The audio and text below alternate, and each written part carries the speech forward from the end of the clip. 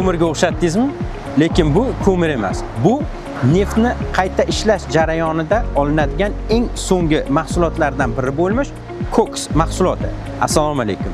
Bugungi video ma'lumotnoma ruknimizda sizlarga Farg'ona neftni qayta ishlash zavodida ishlab chiqariladigan koks mahsuloti aslida qanday ishlab chiqariladi va u nima maqsadlarda ishlatiladi, shu haqida sizlarga ma'lumot beramiz. Bunda bizga mutaxassisimiz sikl protsessni boshdan oxirigacha tushuntirib ko'rsatib beradilar.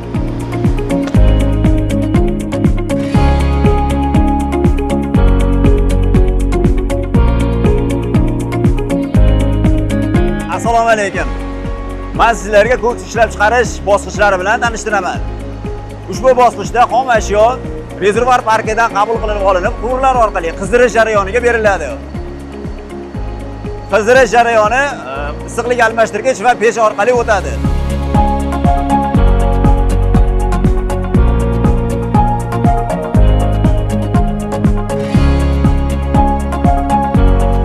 Ushbu jarayonimizda bir pechimizda xom ashyo 360 gradusgacha qizdirilib, rektifikatsiya kolonnamizga yuboramiz.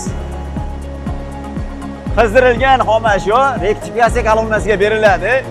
Rektifikatsiya kolonnasida gaz, benzin, LKD, TKD mahsulotlariga ajralish jarayoni boradi.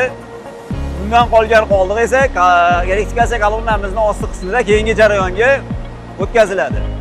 Keyingi jarayonimiz ko'rib turgan nasoslarning orqali qabul qilib xom ashyoni P2, P3 pechimizga qizdirish uchun jo'natiladi. Ushbu pechkalarimizda xom ashyo 495-500 gradusgacha qizdiriladi.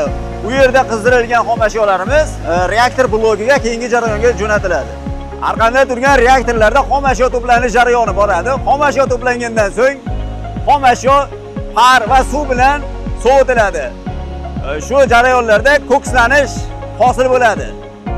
Reaktorlarda hosil bo'lgan kokslar mahsulotlarimiz asta-sekin gidrorezak orqali kesib olinadi yuqori bosimli suv bilan. Bu yerdan tushgan kokslarimiz drobilkalar orqali maydalanib, atstoniyalarga tushiriladi. Gidrokesishdan tushgan koks mahsulotlarimiz atstoniy tindirgichlarda suvdan tindirilib, u yerda kran orqali silis omborlarga jo'natiladi.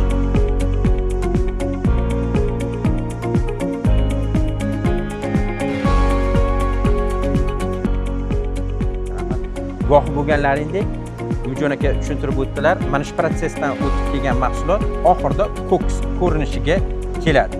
Ma'lumot o'rinda ushbu koks mahsuloti aynan O'zbekistonda faqatgina Farg'ona neft qayta ishlash zavodida ishlab chiqariladi va bu qurilma ham unikal bo'lib, faqat bizning zavodimizda bor. Shu va shu kabi ma'lumotlardan boxabar bo'lishni istasangiz, bizni ijtimoiy tarmoqlarda kuzatib boring. Mujon aka, sizga berilgan ma'lumotlar uchun minnatdorchilik bildiramiz.